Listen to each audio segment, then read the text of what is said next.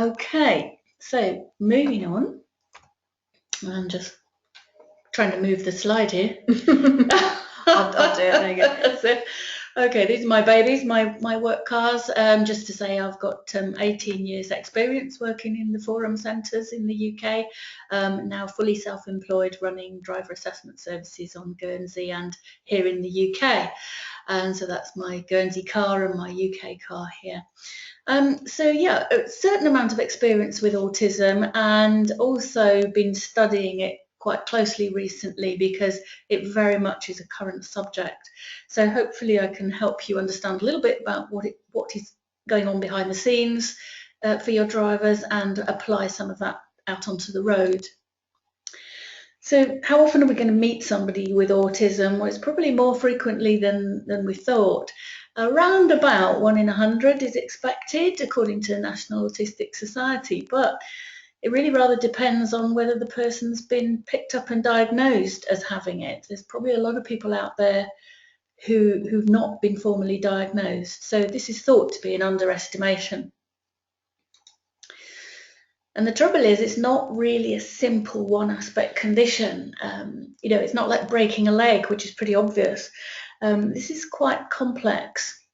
So when people have autism, very often, 75% of them, very often they'll have learning difficulty. Maybe mild in about 25% of those, and severe in about half. So that's already beginning to tell us that not everybody with autism might have the capacity to learn to drive.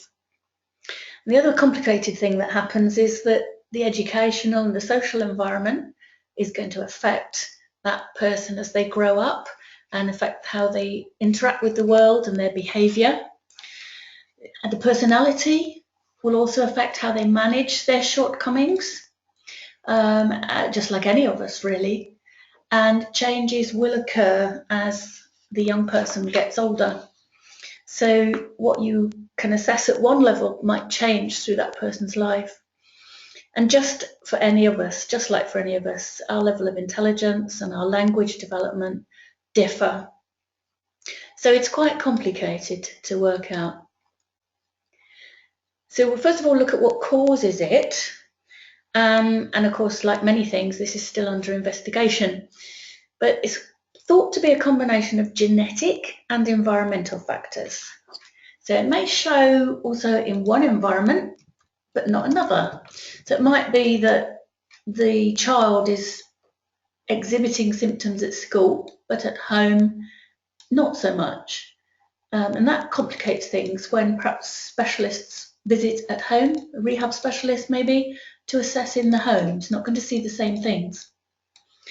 Most interestingly, I thought, was that it's been found that people with autism very often have larger brains, but there's certain areas that are underactive, and they're connected with planning and control of complex actions, and the whole thing about social and emotional information, which we'll go into a little bit later. And the genetic aspect, there is a susceptibility to ASD, autism spectrum disorder, from several genes interacting. And the ADHD, the attention deficit hyperactive disorder, does seem to be on a gene that's next to autism spectrum, which is quite interesting.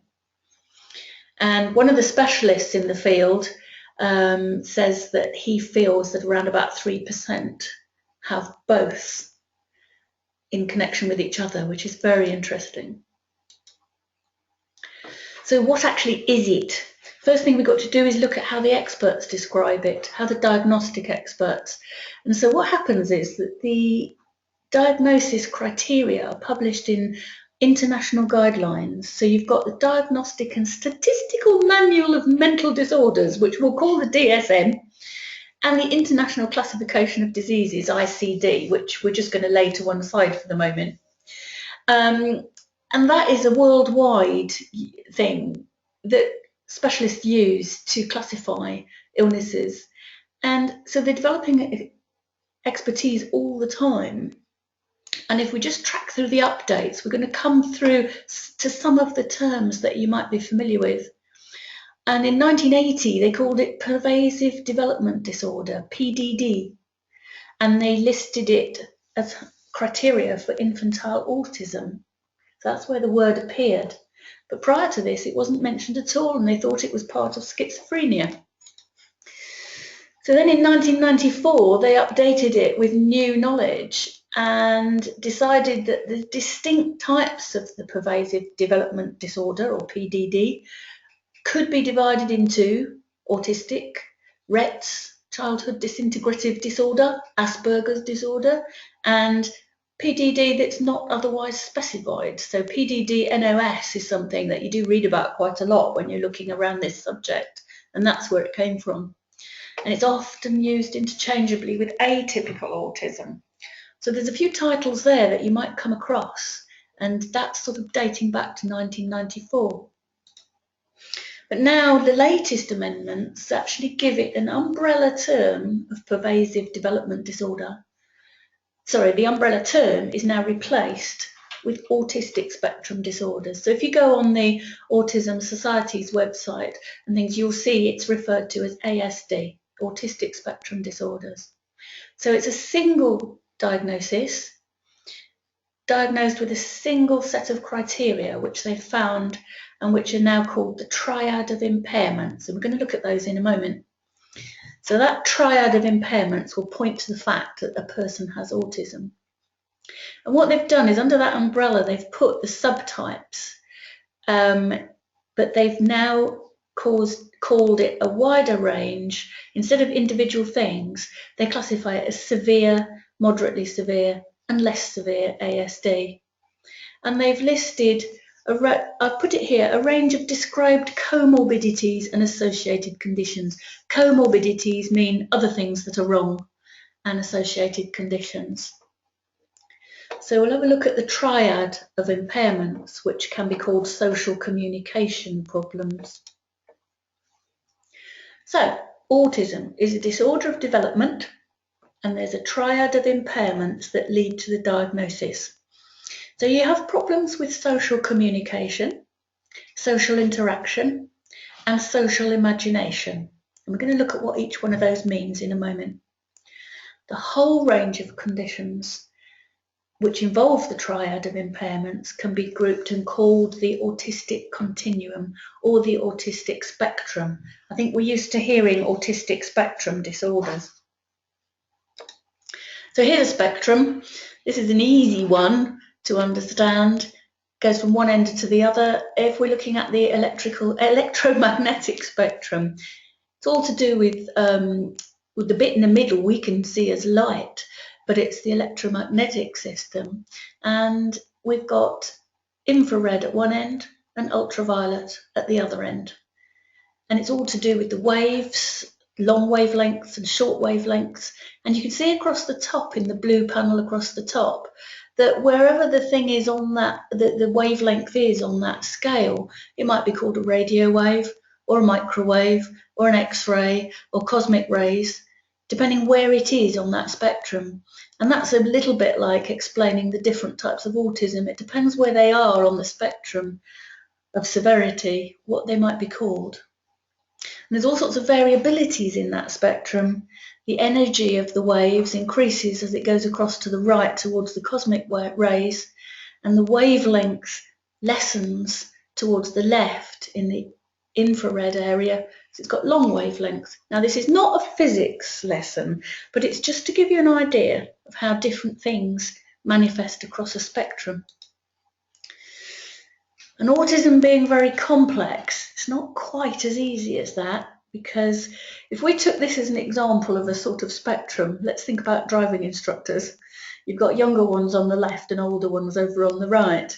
And the smiley faces are the numbers of driving instructors. So you might start out with a few at the younger end, increasing as we get a little bit older and get into the career. More and more people might want to do driving instruction.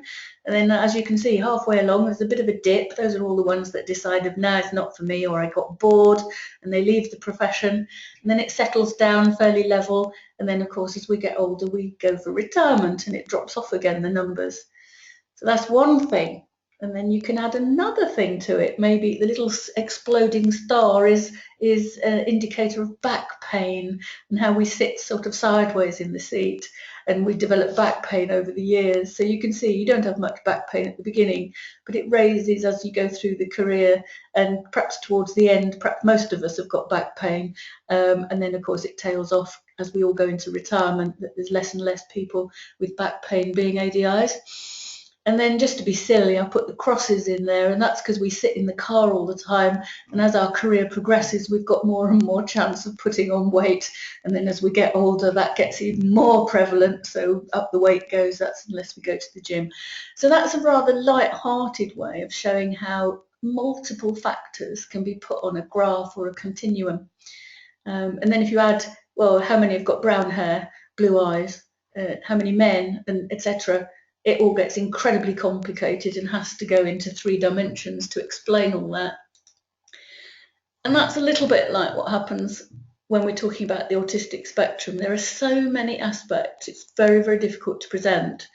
And I was saying to Olivia, this is why it's taken me quite a while to put this together. She's been asking me to do this for a very long time, and I've been putting it off because it's so difficult. So if we're looking at verbal communication among the autistic community, you can see here, this is an extract from a paper about verbal communication. And you can see that autism is drawn as being towards the abnormal end of both scales there, the interest and social interaction up the left-hand side, and meaning verbal communication along the bottom. Asperger's people tend to be a little bit further out towards normal for the verbal communication, but still not well up the graph for the social relationships.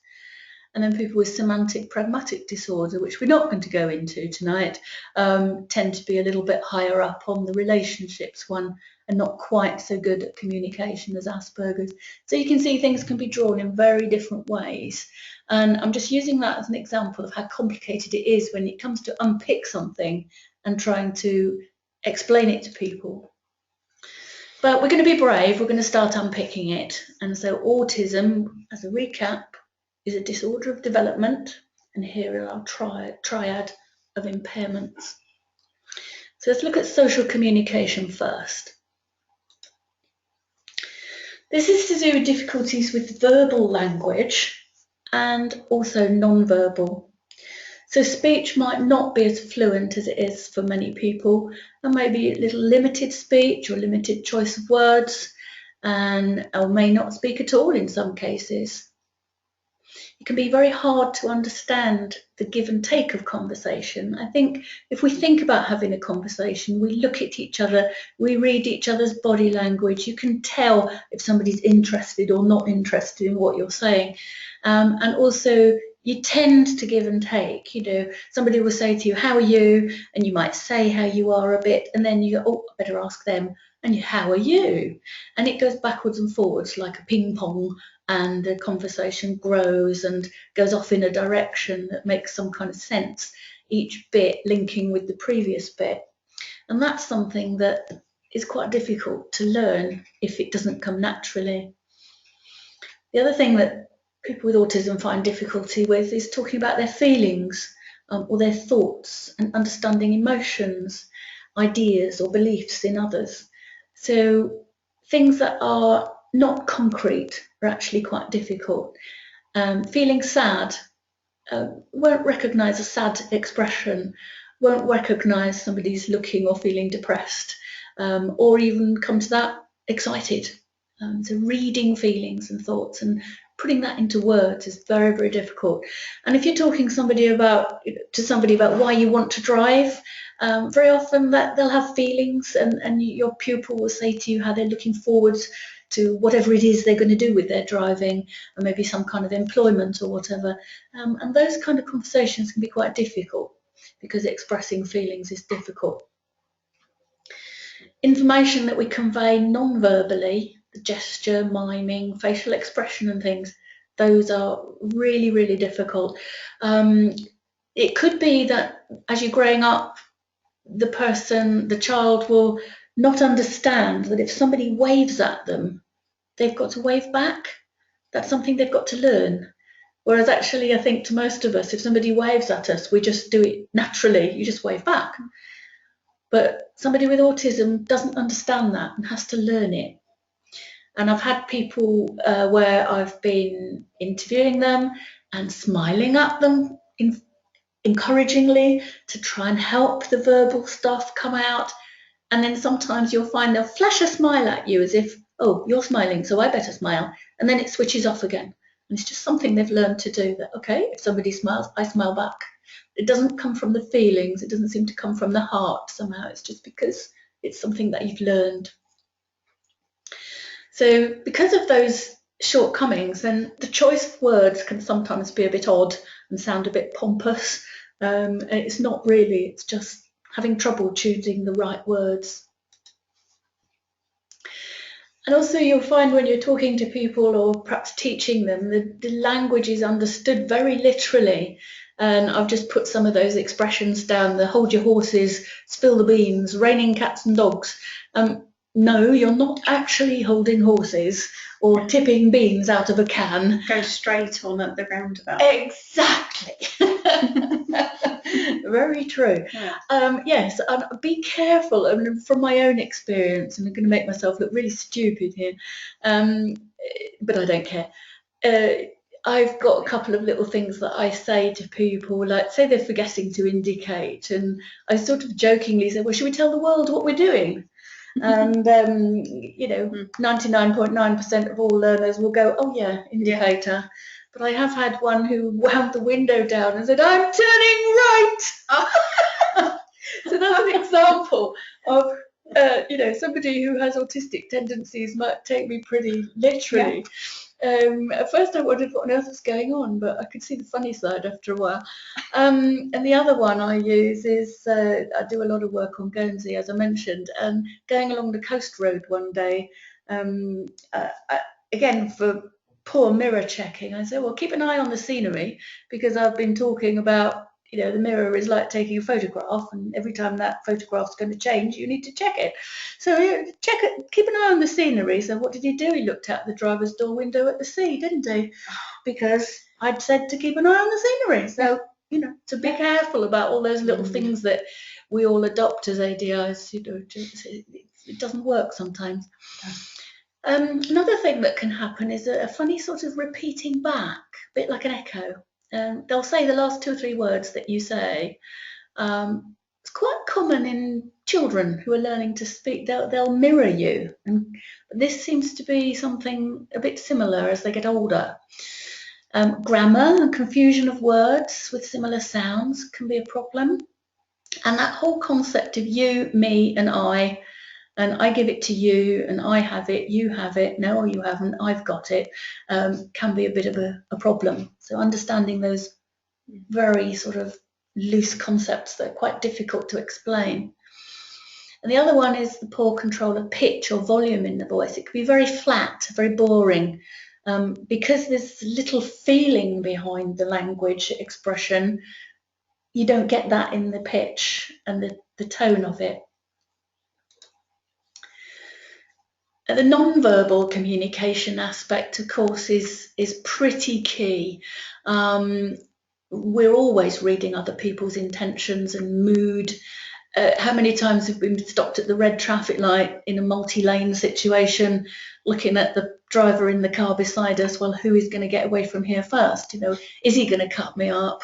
And all that sort of thing. So reading other people's mood is really important for safe driving. And understanding why they do what they do. Yep, the white van driver is in a hurry, he's hunched over the wheel, he's looking, he's ready, he is going to go, and he is going to probably go before it goes green, he's going to be away from me, that kind of thing. And then how to react to that is something that people with autism find very difficult. And so there's an example. How do we decide who goes first at a mini roundabout when we all arrive at the same time? It is completely non-verbal. You're watching faces, really. So that's a very good example. And I did laugh to myself when I prepared this, I have to say, because one of the things we're going to be looking at is visual perception and getting the message right. And I inserted that mini roundabout little sign there just to make it look pretty. And it was only when I did the final check I realised it was the wrong way round. The arrows were going the other way. Oh, wow. It was a foreign one, so I had to flip it. Fantastic. So I was just having a little example of autism myself. And I think that's a very, very good point. That, and just talking, thinking out loud, is I think one of the dangers is to actually consider the disability rather too focused and just forget that actually we're all on the spectrum. It's just a different way of thinking, a different way of functioning, something that most of us find difficult to understand. But in terms of disability as such, in quotes, I think we've got to be careful because, I had an autistic moment there with the road sign, and we all have as well from time to time. Many of these things that I'm explaining. So please don't all go away thinking you've got autism. We're all normal. It just happens at different levels. So let's move on to the second one of the triad, impairment of social interaction. Obviously, the language is a big part of social interaction, but there are also those sort of social rules, like how close should I stand to somebody? And I think we've all been in rooms with people who've stood too close. It's hard to put your finger on quite why it feels uncomfortable, but it's just uncomfortable. You're too close to me. Yeah, definitely been there. It's horrible. You end up stepping back. Oh, and then they join you. That's right. And so we've all got this little area around us that is my space.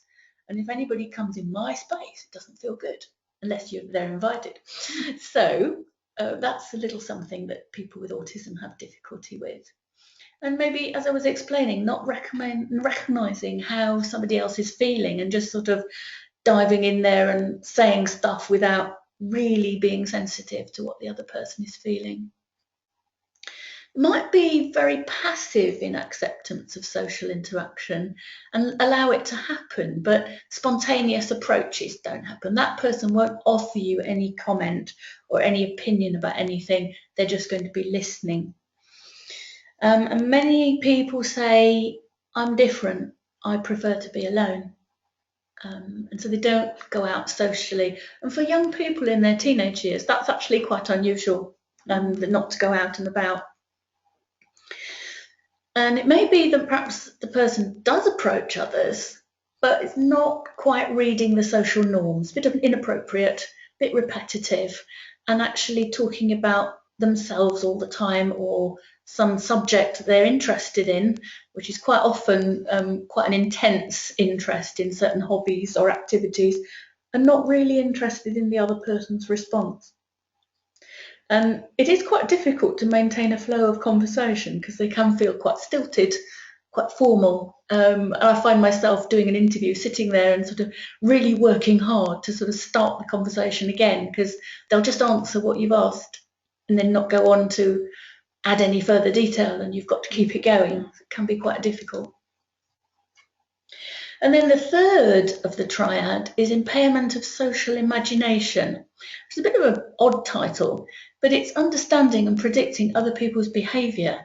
And now that is very key to what we're doing as driving instructors. So understanding and interpreting others' thoughts, feelings and actions. We've sort of covered this, but they do put these things in the category of their own. Predicting what could happen next. Now that's very, very key. Understanding the concept of danger, important, and new and unfamiliar situations.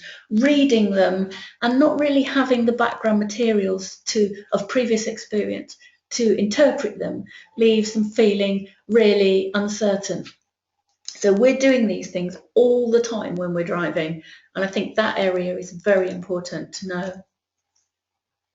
Then if you remember, there are sort of other things that can happen and be a problem. And if we just track back to that latest diagnostic amendment, it said the subtypes have been sort of broadened into severe, moderately severe and less severe, plus a range of described comorbidities. Start again. Comorbidities. I can't even say it. I am only drinking water here, folks. It's all right. Comorbidities, in other words, other things that are wrong. So let's have a look at some of the other things that contribute. Once we've now got this basic triad of impairments in place, we can look at some other things that you might find as well. The world for somebody with Asperger's is incredibly confusing. There's lots of input happening, vision, sound, and so on. We're going to go into that in a minute. And it's all terribly unpredictable. So adopting routines and rules help. Now, I've got a husband like this, and I tease him that maybe he's somewhere on the spectrum somewhere. So again, I'm just going to make the point that we all do this. We have a routine and we have our little rules that help us feel safe and at home in what we're doing. So routines very much don't like change or cancellation of appointments, for example. So do be careful about that. Being on time, otherwise they'll get anxious because you're not there. Anything that's not as planned can be a problem. And I have mentioned in the rules, give a full hour lesson. I have had somebody who wouldn't get out of the car because she hadn't had the full hour. Not that I was trying to diddle her, but I was doing an assessment, and we completed the assessment in 50 minutes. And so we sat in the car doing the debrief, but she wouldn't get out because she had another 10 minutes to go. So it was nothing really to do with money or anything. It was just the rule. I've paid for an hour, so I'll have an hour. People sometimes find it difficult to approach things differently once a rule is applied, and that very much comes into fore while you're teaching. So you might have introduced a particular rule of the road, and then in a different setting that rule is modified or perhaps doesn't apply there, and they don't like it when you say, well, that rule doesn't apply. The best way to approach that is to think of sub-rules. So yeah, there's that rule, but if this XYZ is present, then that rule becomes this rule. And it's linked. Try and find a link that means you've got a sub-rule to your main rule. Try not to take the rules away. Difficult to think of an example, but it's you can see the concept that they like the rules. And boy, they don't like people who don't obey the rules. I was doing an assessment for somebody who had autism but was already a cyclist on the road and didn't have a driver's provisional license yet, but the parents had asked me to have a look. So I got my bike out and we went off for a bike ride together, and I followed him. And it was really interesting that he did understand the rules of the road. He was doing his junctions well, and he was doing his road procedures well as a cyclist, but he got really annoyed at people who didn't do other things right. And I was quite concerned about him actually being in charge of a car and getting that angry. The mood control was quite an issue. So just keep an eye open for that kind of thing. I think going back to your previous bit about the rule, trying to find a rule where sometimes it's different. I think probably the best example might be the roundabout again. That seems quite a natural thing, doesn't it? Because there is a system there. There are rules in place, but every now and again, like your mini roundabout, everyone arrives at the same time, and someone's got to make the first move. That I think was kind of a pretty perfect example of that. Yeah, that's true. Yeah, good one. Because it's just, it's your example. I think that's probably one of the best ways to do it. Unless anyone else has got anything to add to that, we'll keep an eye on the chat box. You can carry on, and I'll you drive, and I'll have a quick look at the chat box. Yeah. Okay. Now another thing that you can get is sensory processing disorder. Now this is very, very common in people with autism. So let's just have a look at what happens with our senses. We perceive and understand our environment. So I found a nice spaghetti bolognese for you to look at, and how we see that and perceive it and sense it is the first thing in our actions. So the colour and the shape we see, we smell the meat and the tomatoiness of it, and maybe we pick it up and feel the hot plate. So that's our sensing of our spaghetti bolognese. And then we process that information. What is it? Oh yeah, it's spaghetti bolognese. Do I like spaghetti bolognese? Am I hungry? Do I actually want it? So there's a middle process here before we actually do anything about our spaghetti bolognese. We're processing that information. And if you'd like to look at what the problems with processing information. There's a little reference at the bottom of that SPD star. Do have a look at that, and this is where your notebook might be handy, just not jot that down. So sensory processing disorder, or SPD, is a disorder here in the process of our thinking. However, we've now processed our spaghetti bolognese and we're going to eat it. So we initiate and carry out some action as a result of what we've sensed and processed. We grasp the fork and insert it in the spaghetti, hopefully reasonably accurately. We twiddle it round, we lift and turn the fork towards us. We open the mouth and insert the fork, hopefully accurately. Okay, so there's a response. Now, we can have disorder in each bit, but let's just look at the senses. We've talked about sight, smell, taste, but we've got visual, the sight, the touch, the tactile, eating or taste, the gustatory, the medics call it. If next time you go out for a meal, you can go for a gustatory experience. Yeah. Doesn't sound quite right, does it? It sounds pretty horrible, actually. Auditory, hearing. How many times in the Indian restaurant have you heard that sizzle coming along behind you of the really hot? Yeah, very nice. So there might be some auditory with the food. But hearing, you'd never believe all the racket that's in a supermarket. Next time you go in, just stand there and listen. All the trolleys clattering and the tills and the people and everything. There's a lot of hearing stuff going on around us all the time. The smell, the olfactory, and the balance, the vestibular, that's all feeding back into our brains. Now, there's also proprioception, which is the position of our body, sensing where we are in space. And then one that's very, very unusual that we don't often hear about, interoception, which is, am I hungry? Do I need to go to the toilet? That kind of thing, the physiological and physical condition of the body. So don't all rush to the loo just because I've said that, because I haven't finished yet. Okay, so you've got all that information coming in, and there's a wonderful neuroscience, Jean Ayres, who described a sensory processing disorder like a traffic jam, that it just all becomes a jumble and certain parts of the brain can't receive the information, and there's problems interpreting that sensory information correctly.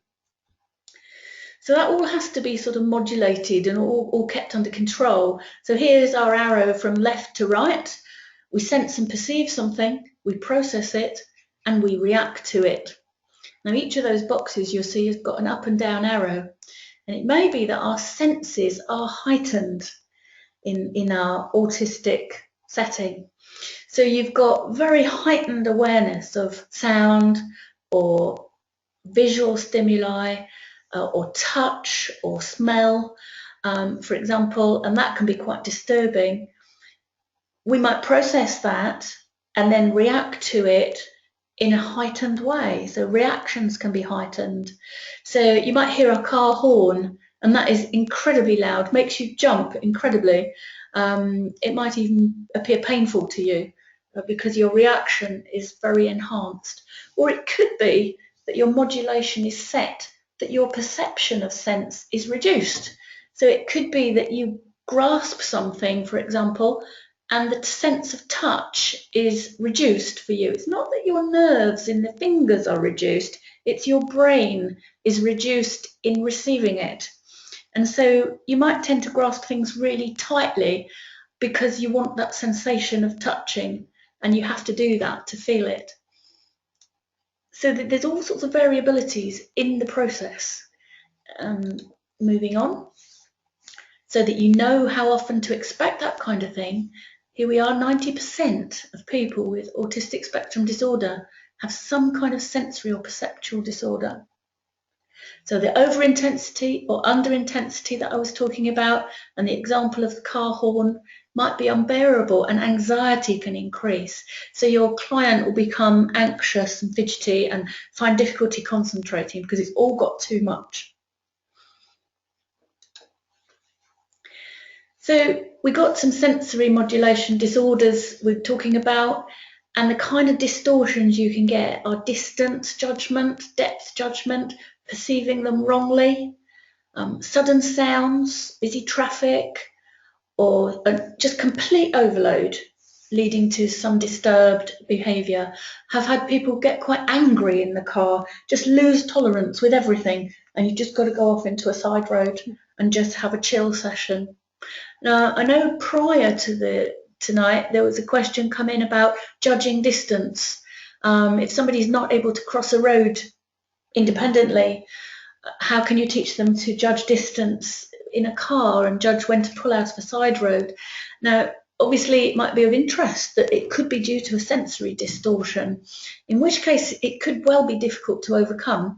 But also, the other thing is to think about pre-drive training. If somebody cannot judge traffic speed and cross a road independently, and I don't mean at a crossing, I mean away from a crossing where you've got to actually judge the distance yourself and make that decision when to go. If they can't do that as a pedestrian, then we're really going to have problems in the car. And I think it's back to square one and say, let's learn how to do it as a pedestrian. I have actually spent quite a lot of time with some people. We actually park the car, get out of it, and we learn to cross a road and we learn how to judge distance. Difficult to describe it without a photograph, how to do it. We cover this on the course at the risk of setting some bait in place. But shameless plugs. If I may plug the course, yeah, with some pictures, there are ways of doing it using roadside furniture and road furniture and street lamps and trees and stuff like that. But I sort of need a picture to help explain it. Can recommend the Autism Speaks website. There's 5 video simulations to help you experience what sensory overload is like. One of them is called Carly's Cafe, and I'll leave you to look for that yourself. It is very, very good as an introduction, but there's another one to do with on the road, and we can perhaps do that in a minute, if that's all right. We'll have a go. Have a go, yeah. We'll go off piste in a minute. That's so, right. Yeah, we might. I'd really love to show you that because it's so good. Think with your pupils. Sensory overload. You could call it. It's like engine revs. So the higher the revs, the more overload we've got. All right. So the driver would understand that because that's the environment we're working in. So together, explore and identify those symptoms of arousal that happen when you're on high revs of action and overload. So arousal type things would be fidgety, tense, anxious, any symptom that goes with anxiety. You might see a slight sheen on the skin, a little bit of, I won't say sweating, I'm not saying running down the face, but just that little gloss that tells you, look at the colour and the eye tracking, a little bit anxious, looking around, very tense. Breathing as well. And breathing, indeed, you're right. So look for all those things. I mean, we know what people are like when they're tense. Look for those and then pull over and just work out a coping strategy. So what do you do when you feel like this? Maybe not when you're driving, but when you're doing other things, when you're perhaps having a test. And of course, the driving test is a huge problem because we have stress then as well. But, school tests and things like that, what worked for you? They probably know because they're not children anymore. These are young adults who've probably worked out how to cope with it. So thinking about ways of coping with it, things that I've picked up, that whole thing of feeling safe and in control, and a little bit further down the list I've put they must feel okay to ask to escape when needed. You're not going to keep them going. You can park at the side of the road. It is okay. Something I've come across, I've not tried it, but it makes a lot of sense, a weighted knee blanket. There is some equipment that you can buy for people with autism or children with autism, and it does translate through into the car stuff. And I was told it all began with a child with autism who lived on a farm, and his parents discovered he really liked being in the cattle press. When you put the cows in the thing that holds them when you give them treatments. Right. And it actually sort of went on from there. That was what I've been told. How true it is, I don't know. But the whole feeling of being held or weight, something heavy on you, heavy blanket. I suppose we feel quite nice in bed, covered with a snuggly heavy blanket in the winter. So yeah. I suppose that's a little bit like it. And it has been found that weighted jackets and weighted knee blankets can help children feel settled in the school environment, and you can get them for adults. And I'm thinking of the driving test day in no reason why it shouldn't be tried. No reason at all. No. If it makes you feel safe. Interesting. It's an interesting never one. Heard of that No, it's a new one on me, but I'm just throwing stuff out there just in case you want to find out more about it and see if it suits your pupil. And being cool, going down to the bottom, aircon. Again, same sort of thing. Just to cool down in literal terms can be helpful. And then your approach, calm atmosphere, structured lesson, which of course we all do from time to time. Define your expectations. So the students got those rules and boundaries idea, if you like, the expectations for the lesson. Provide your positive reinforcement like you do for everybody, but just be particularly paying attention to that because the negative will increase the stress. Visual perception is another way the sense reaches us. We've already talked about distance and depth. There's two other things that you might not be aware of: form constancy and figure ground, and both of those cause difficulty navigating obstacles and judging distance. And I've also put in here attention, because people have attention directed at different things sometimes when they have autism, not perhaps the main subject of the scene. And we can have visual and sensory distractions. So here's your form constancy. I just happened to have a bottle of cider in my kitchen the other night. And so I laid it on the worktop. There you are, that's a bottle on the left. That's fairly obvious. Is it still a bottle in the picture on the right? We all would look at it and say, yep, that's a bottle. Somebody with form constancy problem wouldn't recognise the picture on the right as a bottle. And here's the figure ground. Quite a common little test, but do you see the vase or the faces? And then can you alternate it? Probably you can. So visual perception is an active working things out process. And that's something that can be a problem. So working out what's in front of things and what's behind things, that's another reason why distance might be difficult to judge. And then we have some motor difficulties. I'm wondering whether now is a good time, before we move on to motor, right? Is there a chance of showing that video? Okay, because there's a chance. Well, let's go. We've mentioned the screen's going to go a bit funny, folks, for a minute. So just bear with me. You're going to have a guided tour on my laptop. 1 minute. I can keep talking. Yeah, I'm sure. Yeah. This I just have to show you because it's a video of how somebody's visual attention works as they walk down a street. And it's just so close to driving that I thought it would really, really be helpful. So think about all that perception that we've talked about and the attention and the distractions. So here we are walking down the street, and neurotypical means you and me, anybody without autism, okay? And there are some little words come up on the screen, so I'm going to stop now and it'll explain itself. Yeah. Can you just, guys, sort of say that you can see this different screen? It should be a walk in a neurotypical person's shoes. Can you just tell me if you can see that on your screen? Yes. Yeah. Right. Okay. Not done this before, folks. So thank you ever so much, everyone going yes, yes. Hopefully you'll be able to hear it. I do hope so. Please let us know.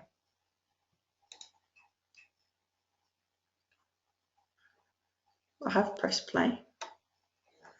Okay. We're supposed to be, there we are, we're going for a walk. Can people see and hear this?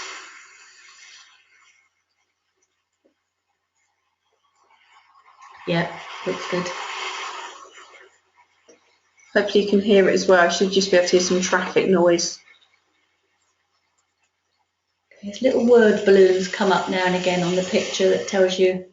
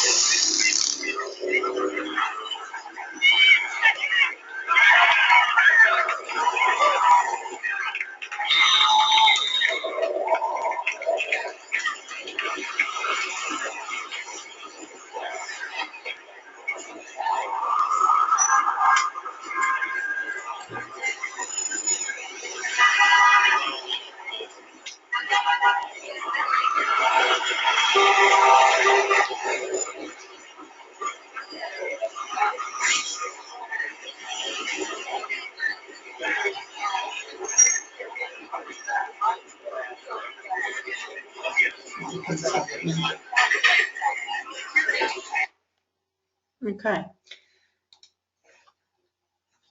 Yeah. Yeah, it's good. Bring it back up. Okay, so enough said, I think. Maybe that's given you a little taster. The thought of trying to train attention, visual attention, and deal with all that, it just shows how difficult it is for a driver, a young driver. That's crazy. Okay, not only is there that, but we now have to convert what we see into an action with our body. So it's difficulty we have transferring visual information into motor output. So coordinated movement. Now it's listed in one of my things I was reading was tying shoelaces, but we all think of coordinated movement as with car controls. So we've got to do all that. There's left, right, back, front, up and down. That all gets tremendously muddled. And fine skilled, we've mentioned fine skilled movements, but also the larger gross movements, what come from our shoulders and our elbows, for example, can be clumsy. So there's that, and there's also, I know what movement I want to do, but I can't organise it correctly. So even if you're not clumsy, then you've got difficulty doing copying movements. So with those three pictures there, just have a quick go and see if you can copy them with your left hand. So the first one, and the second one, and the third one. Okay. I'd love to know how many of you looked at your hands while you were doing it. Some can do it looking, some can't. But that's a little test for dyspraxia. All right? So it's the ability to produce fine organised movements in a copying sort of way that you can use to test. So you're very welcome to use those hand gestures there to try your pupil out. Have we got dyspraxia? Can I make my body do what I want it to do? Yeah. So, okay, next one. Here's just translating that into driving. It can be very, very complicated. You might need to end up with automatic transmission. Then you're free to process all the other stuff. Little things to help: verbally rehearse what you're about to do physically. Talk it through first. You demonstrate it. Now, I know this is what we're trained to do this anyway, so I'm only telling you what you know already, but just to encourage you that it does suit pupils with these needs. So model the behaviour required, give verbal cues. Then something that perhaps we don't do as driving instructors, we don't do daily lessons usually, but there might be a place for an intensive few days at the beginning just to do the repetition thing, like a physiotherapist would provide exercises.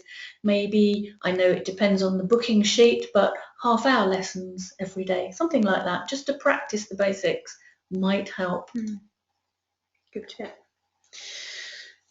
So collecting our visual information, little things that happen, just recalling that video, use of peripheral rather than the central visual field. Did you notice how they got distracted by things on the side?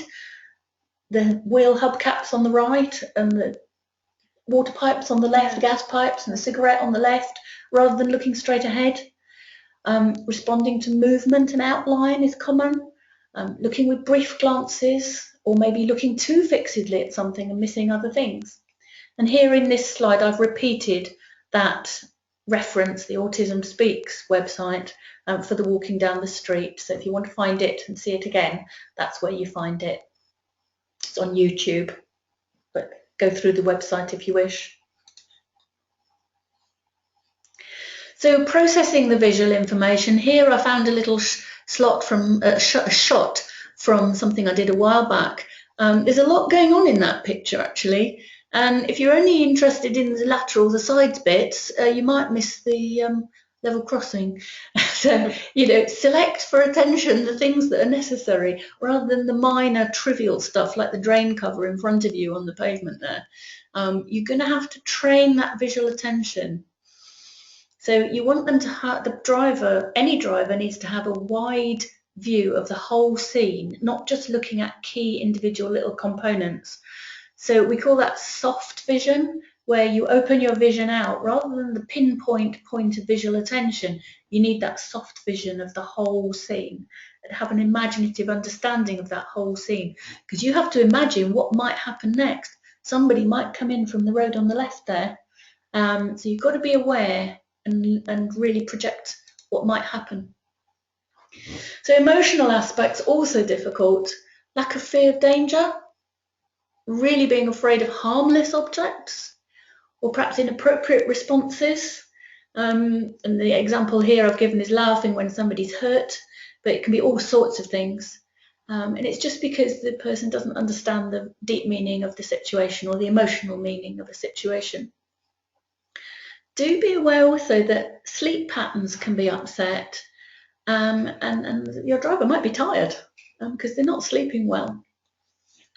That, I mean, you know, just being tired in general, doesn't it? I mean, that really messes us up. Anyway, I yes. can definitely vouch for that. Yes. You know, yes, that's not specifically autism.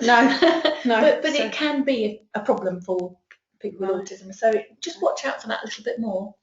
And special skills, you know, memory or skills for subjects not involving language can be extremely good. And I noticed a little comment in the box about somebody who worked with a child who was obsessed with roads and became an instructor. There's a good example. Yeah. You know, that obsession and special skill actually turned into a career. So that can be done. Okay, behaviour, self-monitoring, anger management, tolerating others, failure to follow the rules, all stuff that we need to be aware of. I'm just interested in picking up on that last point about the self-monitoring. I mean, that's something with all the client-centred learning and the coaching and all that approach that we need to do nowadays and things like that as ADIs, let alone this as well. You know, we need to try and encourage people to self-monitor and self-reflect, and you know, so they've got that, you know, that skill, that ability to understand themselves and how they respond to certain things. Now, you know, when you're dealing with this, it's going to make your coaching more difficult. It's if really, they haven't got the insight. Really is, isn't it? That's right. Goodness. Okay, so you've probably had a read of that. Just where Asperger's fits in, because it's a term that we're used to hearing. It's a particular point on the scale of autism. And so, we might have a bit of ADHD, the attention problem. We might have dyslexia with the language and words and spelling and stuff like that. But probably not so much the learning difficulty, and usually very intelligent. And I will just mention for epilepsy, there are medical rules, and there's your reference there to go to the DVLA website and find the rules for epilepsy. And just concluding this little bit of all the different things you might come across, cognitive flexibility, abstract thinking, acquiring rules, routines, need help initiating actions and reactions, being appropriate and selecting relevant sensory information. We've sort of covered them, but this is just a list to show that it comes under the heading executive functions. So if you're speaking to their teachers, tutors, parents, whatever, you may hear the term that they've got problems with executive functioning, and that's where it comes in. And sensory perception, interaction, imagination and attention. It's all under the heading of executive.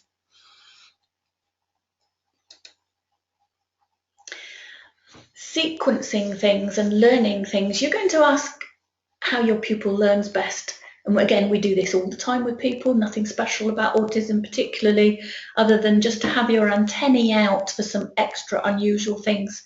Find out how your pupil thinks. Ask them, what do they do on Sunday? Are you thinking in words or pictures? See what they relate to best. Are you thinking sequentially through the day, time by time, hour by hour? Or are you thinking randomly? What did you enjoy most and then what did you enjoy least, for example? See what their thinking processes are. So if they have problems sequencing things, we're going to have problems with sequencing the car controls. So you might have to make some cue cards with pictures or words, depending what they relate to best. That kind of idea can help. That's a really good tip, Right. And so visually, is often a better way of learning for these kind of pupils. You can find some ideas on that website there, the www.autism.org.uk, and strategies for approaching visual supports. I freely admit that a lot of them are for use with children, but they will give you ideas. Mm-hmm. And then for driving, I've recently been trialling what we call the D-Light system. It's a visual heads-up system which projects arrows onto the windscreen, telling you to take the next left or the next right or the third exit off the roundabout, and those kind of verbal directions that we give all the time. Now, if you think back to that video of the sensory overload, if you've got all that traffic going on, you've got an instructor beside you saying, take the next road on the left, it's just another thing. It was ever so much easier to have an arrow up on the windscreen. So having done some trials with it, I think it's worth looking at. Something like that. Yeah, definitely. So just to round it up, I can see we've got to 9 o'clock. For anybody who wants to stay sitting here on this, because it's gone on a bit, I'm sorry. Interview your pupil and the parents. So most of us at some point in our lives, perhaps when we've been learning to do job interviews or something, we've got a bit of an idea about how not to be confrontational. So I won't really go into a lot of details, but sit in a relaxed manner and not too confrontational with the person. Tell them what the interview's for, so you can tailor tuition to the needs, and ask open-ended questions. So not, do you do this, so they can answer yes or no. Ask how they feel about something, or ask how they might do something. Get them to have longer answers so you get some more information. What did you do best at school and that kind of thing. Understand the family dynamics. Who wants to drive? Is it mum or the youngster? Who wants them to drive? Often it's the parents, anxious that their young person is normal and drives like all the friends. And use your non-verbals, even though perhaps they might not be interpreted very well. Do your relaxed business. Don't sit on the edge of the seat and look relaxed and look open and look that you're interested. Plan when to take notes. Sitting there with pen and paper can be a little bit, towards the confrontational. Maybe do your notes afterwards. And be flexible with where the conversation is going. So here's some questions for your pupil. Find out a little bit about schooling and whether they want to learn to drive, and are they actually out crossing roads, judging traffic speeds, using roads as a cyclist, etc. And a really good one is, do you do team sports? I had one lad once who played football, and so, okay, it was in a special team. It wasn't a main league team of any sort. It was in a team for people with special needs, but he'd had to learn to read the intentions of his other team members, and we actually managed to do quite a lot of work relating it to football. You know, if you've got somebody coming towards you, how do you know when they're going to kick the ball to you or the other guy over there? And reading what the other player was going to do and how had he learned to do that, and that we had to do that with the driver as well. So things like that can be very handy to find out what they're interested in. One thing with your interviewing, that website I told you, the SPD Foundation for the sensory processing disorder, they've got a wonderful symptoms checklist which I print off and I use for my interviews, and it asks all sorts of questions like, you have to tick the ones that apply to you. I avoid visually stimulating environments and or I am sensitive to sounds. Tick.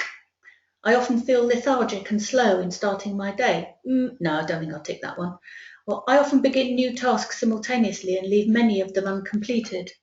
So things like that, and it's a page of questions, and that can tell you a lot about your pupil. Yeah. Very, very useful. I think this interview bit's really fascinating because as you're going through it, I'm thinking to myself, it would be, you need like a questionnaire or a flow chart, a way of organising. You need a starting point, don't you, into how to work out where that person is on the spectrum and what anything in particular that they're really sensitive to, or things that bother them, or that type of thing. So this is actually now you're able to do something with it now. That's right. That's where this bit is, which is really fascinating. I think, yeah, because you now know what might be wrong or what might be a weakness. So you've now got to work out, how do I find out? Yeah. And that questionnaire, the symptoms checklist that's on that screen there, is a really good start. Yeah. And if you're not sort of familiar with this, you can use the answers to that checklist to formulate your questions.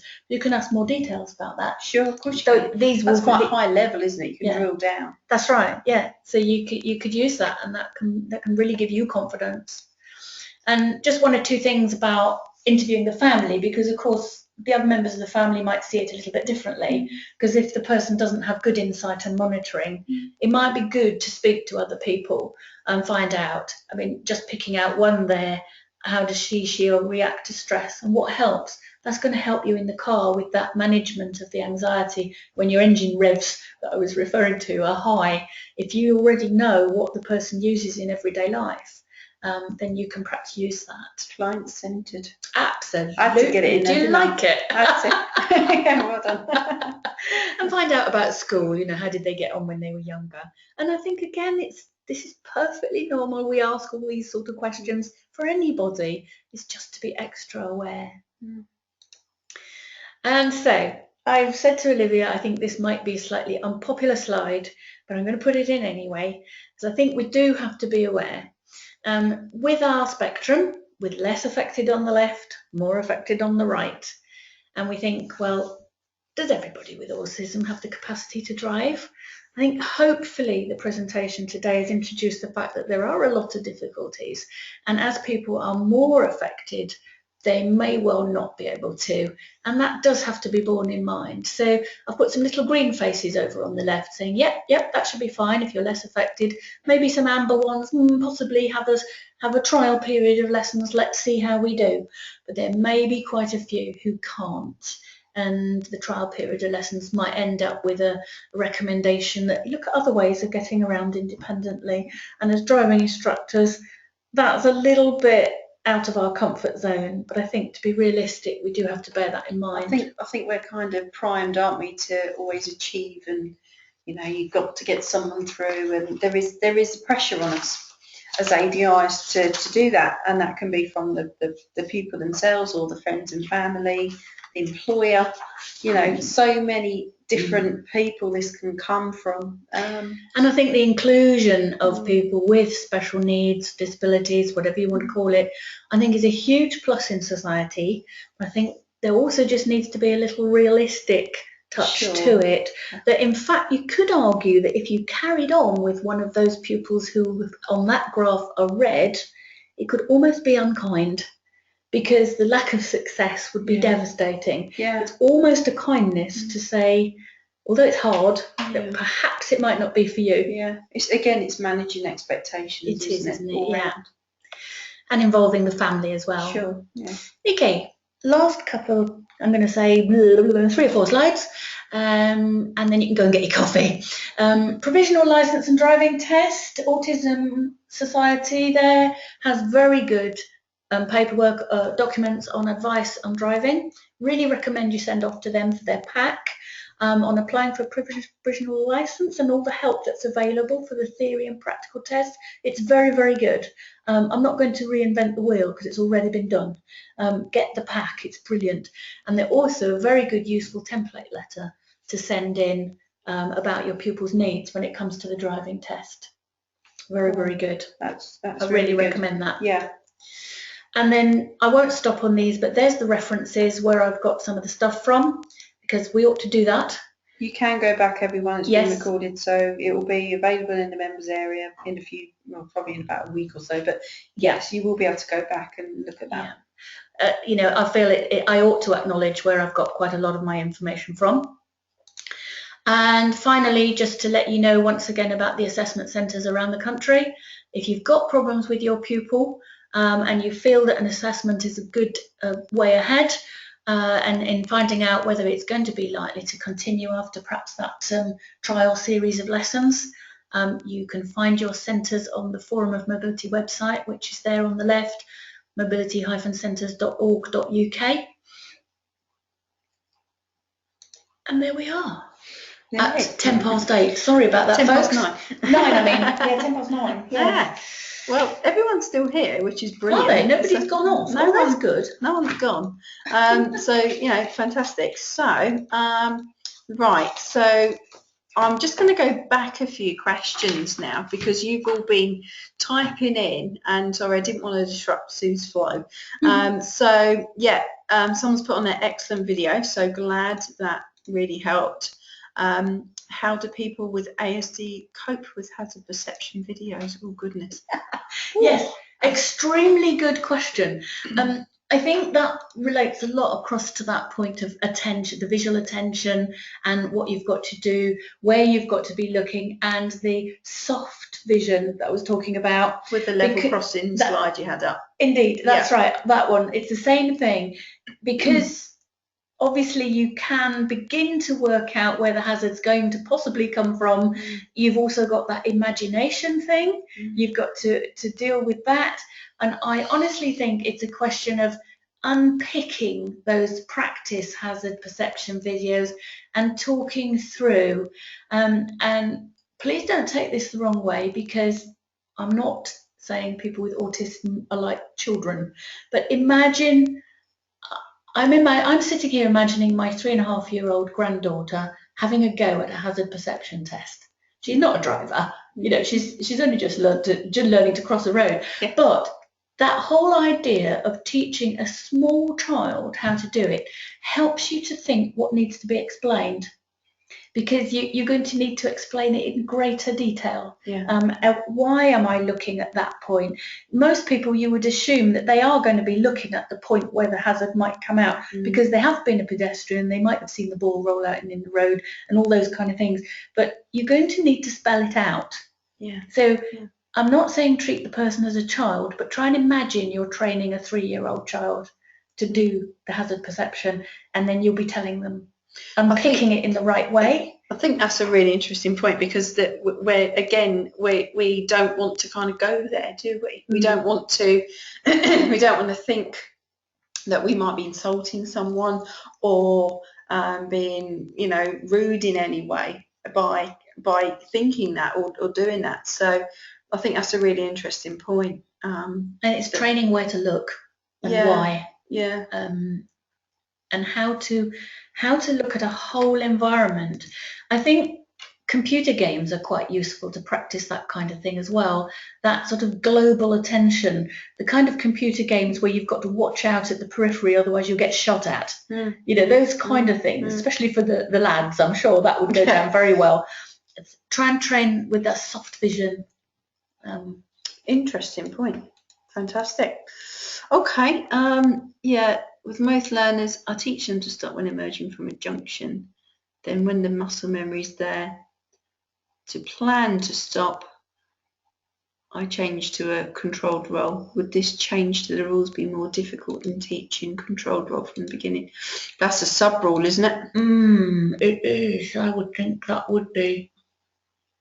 And it's all to do with the open and closed junction and all that aspect, isn't it? It's like the logic statements, isn't it? Instead of and or, we understand that, but an autistic person may not understand the or. It's all got to be and, isn't it, really? Yeah, so they're all like in the positive sense.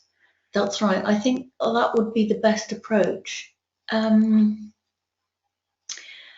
so many factors in that, isn't there, that obviously some have to continue to be stop junctions. That's like a case study question, isn't it? It's a great question. It is.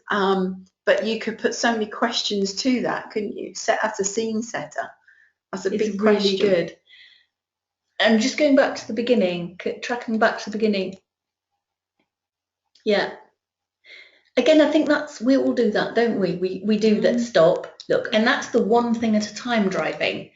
But then, of course, it becomes the controlled role that you say, and everything is happening at once. It could be, if you remember, people with autism have a visual memory. They learn from visual things. It could be that you could put those individual things in a diagrammatic form, that you've got the process of coming to a stop, looking, making your decision, and then going.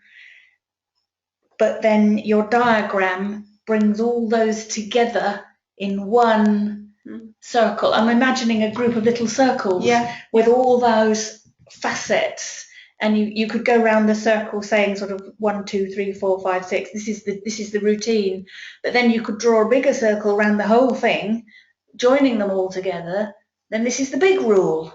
You've learned all the little rules, and now you're going to put it into a big so rule. you're kind of backwards engineering it a bit, sort of thing. That might be a way of doing it. That's interesting. So both there's two ways there. Olivia's got one, I've got one. Well, you can try. I don't know about that. Goodness. Well, hopefully that might help to go somewhere to answer. I think what's encouraging about that is even if we haven't got the definitive immediate answer, the question shows that you know what we're talking about. You've spotted something in your tuition that actually might have to change a little bit because of what you've learned, and that's great. Going back to you saying I need an example earlier, isn't it? And I've sort of said, well, maybe your example of the roundabout, we all stop at the same time, but the controlled roll at the give way, you know, or the rolling first gear, or the rolling stop, whatever you want to call it.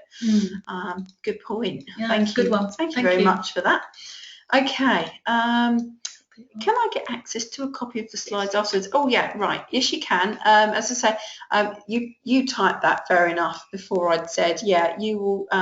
This is all being recorded, so everyone will be able to access it in the DIA members area in a few days. So you'll be able to listen and hear and see the whole thing back. Okay. Can a sense of danger be taught? I think that's through rules. That's a consequences one, isn't it? It's that social it's the imagination as well. Yeah. Because we can't experience it and learn from experience. So if I put my finger in the fire, it is going to be burned. Well, try it and see. We've got to learn the consequences. Without doing it. Without doing it, that's right. So you're almost getting to the rules, aren't you? Could you get to somewhere like, like putting your hand in the fire obviously is not a good idea, but putting your hand under quite a hot tap or something. So you're not going to get burnt, but you get that sensation. And then how about more of that? Yeah, I wonder if that would work. It would work with a child learning those basic things, but the sense of danger when you're driving is sort of a slightly bigger and more consequential thing, isn't it? Again, visual learning. Don't know about rules as such. I mean, speed limits and all that kind of thing, and consequences of impact at certain speeds. That can be done through videos. I'm sure there's plenty of videos. I can remember, it's just a sort of random thought really, but it might be seeds of an idea. I remember watching a video, a slow motion video of a motorway crash that was caught on the CCTV cameras. And the slow motion showed what each driver did as they approached it and then ploughed into it. It was one of the famous ones where there was something like more than 50 vehicles involved. It was a nasty one, and it was the police accident investigator who was showing the video, and they'd actually set it to Beethoven's Moonlight Sonata, and I can now not listen to that, but that's not important. Association. But the point actually is that piece of music now reminds me of that video, and that was a sensory input that actually stuck it in my brain. And now I think that video informs my motorway driving far more than a lot of my ADI training for motorway work. I mean, and I to teach in a way that goes into the brain. I mean, you were going back, you were talking about the senses. I mean, normally we know the 5 senses, but then you were mentioning that the 8 senses. And it is true, when we hear a piece of music, or we smell a certain smell, or taste something, it takes us straight back, doesn't it, in detail, where like my husband the other day, we come home and there was a smell. So I think it was yesterday actually, we come home and someone nearby was cooking, I don't know, it smelled like a kind of a school dinnery type thing. And he said, that takes me straight back to my nan's house. I'm in my nan's front room, and it's just that real association. So maybe there is something in that. Smell and memory is very close. Something that they actually associate with something. In the brains, the smell bit and the memory bit are side by side. So thinking about the ways of teaching. I think I like the question in that you've picked up rules are good, but maybe sense of danger doesn't quite link with rules. Maybe it's more a question of visual learning. Sense, isn't it? And sense, it's sense of danger. So it's not a hard and fast rule. I mean, again, going back, I mean, on YouTube, there's millions of these motorway or crashes. I mean, usually they're in America, but whether, and a lot of now everyone's got, every other car's got an in-car camera. You can see the actual camera filming a crash from inside a car and what it does to everyone. Whether that would, I mean, that's quite extreme, isn't it? It is. Very and I think extreme. From a teaching point of view, the rules are that you don't actually teach with negatives. Yes, quite often. You don't put up on the blackboard what they shouldn't be doing. We respond to positives, don't we? We respond to positives. I think that question deserves a little more thought. I'm going to go away and think about that one. If you want to email that to Olivia, if you think we haven't really answered it, I'm going away thinking about it. It's a very good question. Yeah, absolutely. We're very happy to have some more thought on that one. Okay, it's a good one. Right. So yeah, I mean, if you want to, my email is training@driving.org. You can always whiz it through, and we can have a scratch our heads a bit more on that one. I'm saying our as if it's me, but Sue's the expert on this one. Okay, so when booking driving tests for pupils with speech dyspraxia, do I tick the box yes about the question having any special needs or disabilities? I would. I mean, you just get a double slot test. You've got nothing to lose. Yeah, nothing to lose. There we go. Simple answer on that one. Quite simple. Right, okie dokie. Let's have a little look at the next one.